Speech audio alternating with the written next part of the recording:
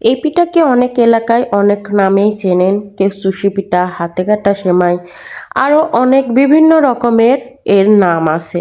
যাই হোক, আজকে আমি চুষি পিঠা বানাবো আপনাদের সাথে, তাই সেটা শেয়ার করব।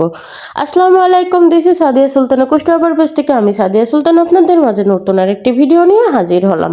আশা করি সবাই ভালো আছেন। চলুন দেখা যাক আমি আজকে চুষি পিঠাটা কিভাবে তৈরি করি।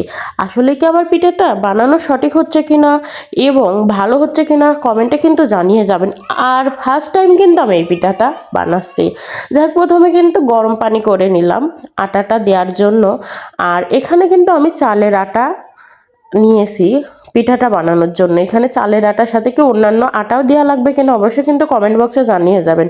ফার্স্ট টাইম বানাইলাম তো হয়তো বা ভুল ত্রুটি হইতে পারে, তার জন্য কিন্তু আপনারা আমাকে ভুলটা ধরিয়ে সংশোধন করে দেবেন। আর এই চালের আটার জন্য একটু শক্ত শক্ত হয়েছিল, এর সাথে নিশ্চয়ই মনে হয় অন্য কোনো আটা হয়তো বা দেওয়া লাগতে পারে, কি জানি না। অবশ্যই কিন্তু আপনারা কমেন্ট বক্সে আমাকে জানিয়ে যাবেন। তাই এ তো সব রকম প্রস্তুতি করে নিলাম, আটাটা সেনে নিলাম গরম পানির মধ্যে দিয়ে, ভালো করে মথে নিলাম, নরম সফট হয়েছে এবং ভিজা কাপড় দিয়ে ওর পারে আমি ঢেকে রাখলাম। তারপরে ছোট ছোট লিচি কেটে নিয়ে আমি এই যে সুশি পিঠার আকার তৈরি করছি। আকারটা হয়তো আপনাদের কাছে অনেকে বলবেন যে এটা কিরকম আকার হয়েছে, কিরকম বানানো হয়েছে, হচ্ছে না। আসলে ফার্স্ট টাইম বানালে যা হয় আর কি। আমি আজকে ফার্স্ট টাইম বানাচ্ছি, যেতটুকু হয়েছে আলহামদুলিল্লাহ হয়েছে। তারপরে যারা একদম নতুন, যারা এই পিঠা বানাইতে চাচ্ছেন, তারা এভাবে ভুল থেকেই কিন্তু শিক্ষা গ্রহণ করে। সো আমি ভুল থেকে আজকে শিক্ষা গ্রহণ করব। তাই আমি ছোট ছোট করে লিচি কেটে বড় বড় আকার দিয়ে, তারপরে সেখান থেকে আবার ছোট ছোট করে নিয়ে হাতের তালুতে নিয়ে এইভাবে একটু ডলা দিলেই, ঘষা দিলেই পিঠাটা সুন্দর মতন একটা শেপে চলে আসবে। যাই হোক, কতটুকু শেপে আনতে পারছি জানি না, হয়তো বা অনেকে বলবেন এটা বড় হয় না, আরও ছোট হয়, আরও চিকন হয়। তো আমি আজকে ফার্স্ট টাইম বানাচ্ছি, যতটুকু শেপে আনার দরকার আনতে পারছি, এইটাই আমার কাছে অনেক কিছু। তাই কেউ বাজে মন্তব্য করবেন না, দরকার হলে ভুলটা আমাকে ধরিয়ে দেবেন, সংশোধন করার চেষ্টা করব।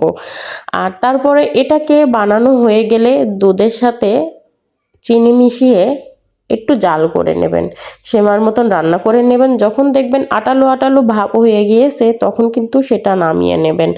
যাই হোক, আমার বানানোটা কতটুকু হয়েছে আমি বলতে পারছি না। তারপরও দুধ আর চিনি, অনেকে কিন্তু গুড় দিয়েও বানাই, আমার কাছে চিনি ছিল তাই আমি চিনি দিয়ে বানাইছি। সবাইকে অসংখ্য ধন্যবাদ ধৈর্য সহকারে আমার ভিডিওটা দেখার জন্য। যে যেখান থেকে আমার ভিডিওটা দেখছেন অবশ্যই কিন্তু লাইক কমেন্ট শেয়ার করে পাশে থাকবেন, ফলো দিয়ে কিন্তু একটু পাশে থাকেন।